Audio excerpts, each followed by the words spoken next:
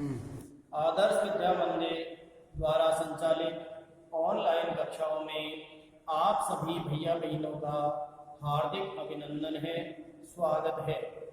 आज हम कक्षा 9वीं विषय हिंदी के अध्याय 3 जिसका शीर्षक है उपभोक्तावाद की संस्कृति, इस पाठ के शेष अभ्यास प्रश्नों का अध्ययन करेंगे। आज से अपन ने इस पाठ के 4 प्रश्नों के अभ्यास प्रश्नों के उत्तरों का अध्ययन किया था।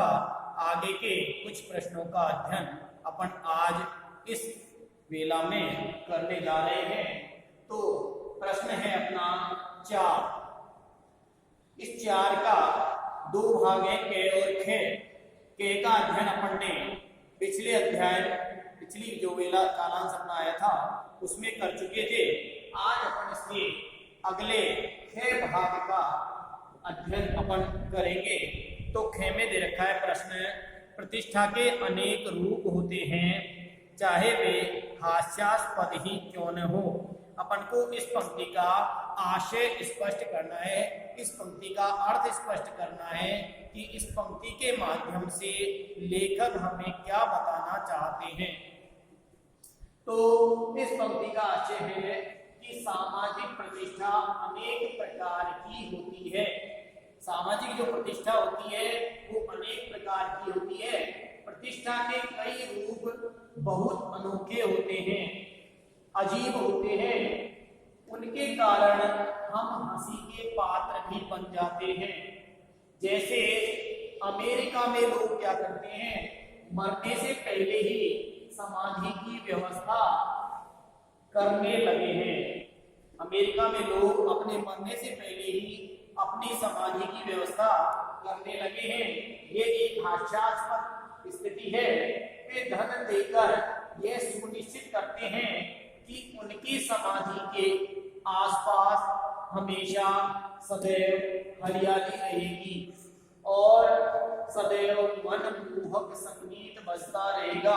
वो पूर्व में ही एक मोटी रकम देकर के ये सुनिश्चित कर लेते हैं कि उनकी जब मरने के बाद जो समाधि बनेगी उसके आसपास हरी भरी घास उगी हुई होगी, चारों ओर हरियाली छाई हुई रहेगी और उनकी जो समाधि है उसके चारों ओर सदैव मनमोहक मानी मन को मोहने वाला संगीत का स्वर बजता रहेगा।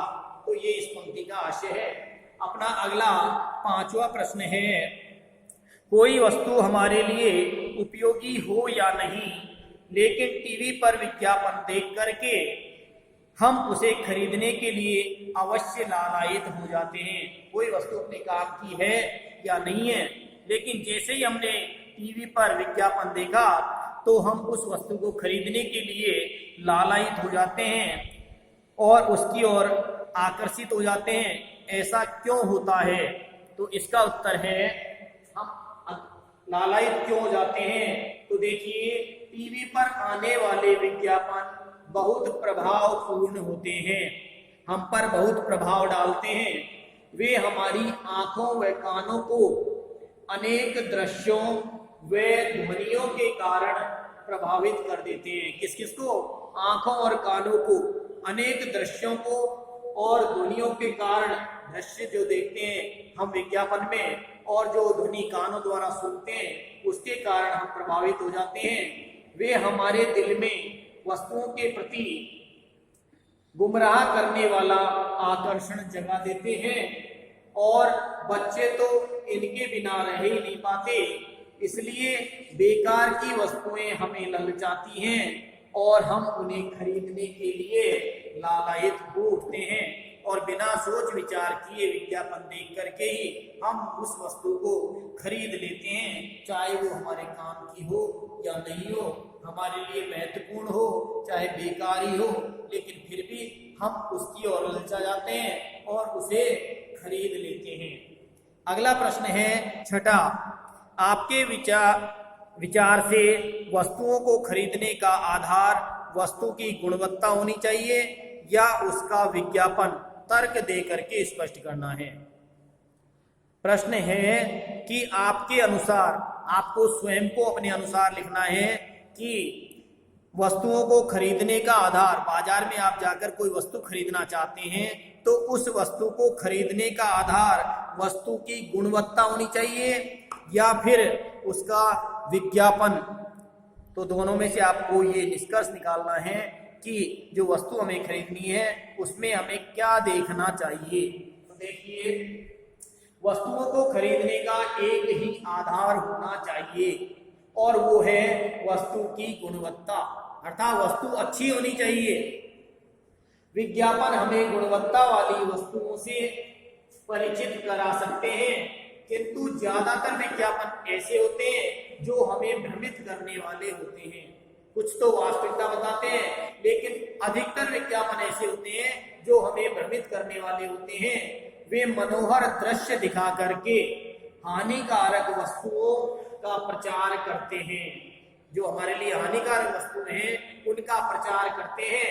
उदाहरण के लिए, जैसे चाय की पत्ती के विज्ञापन में, चाय की पत्तियों का टीवी चैनल पर कोई विज्ञापन आता है तो उस विज्ञापन में लड़कियों के नाच का कोई काम नहीं होता।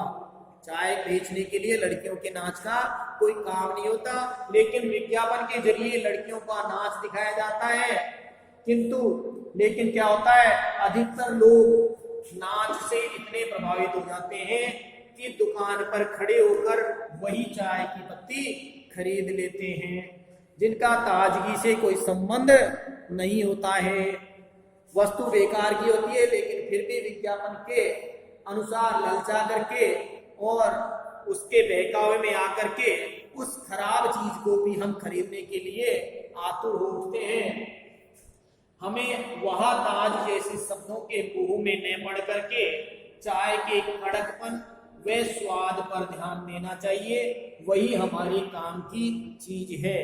तो ये हुए इस अध्याय 3 उपभोक्तावाद की संस्कृति के कुछ 3 प्रश्न। इन 3 प्रश्नों के आगे के जो अभ्यास प्रश्न हैं उनका अध्ययन अपन आगे करेंगे।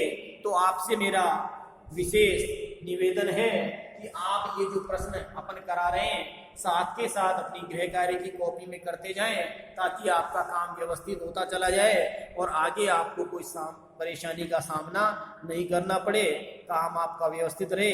उसके अनुसार आप पढ़ाई भी करते रहें। जो कार्य अपन ने गृह कार्य की कॉपी में कर लिया है उसको समय समय पर याद भी करते रहें, ऐसा मेरा आपसे निवेदन है। धन्यवाद।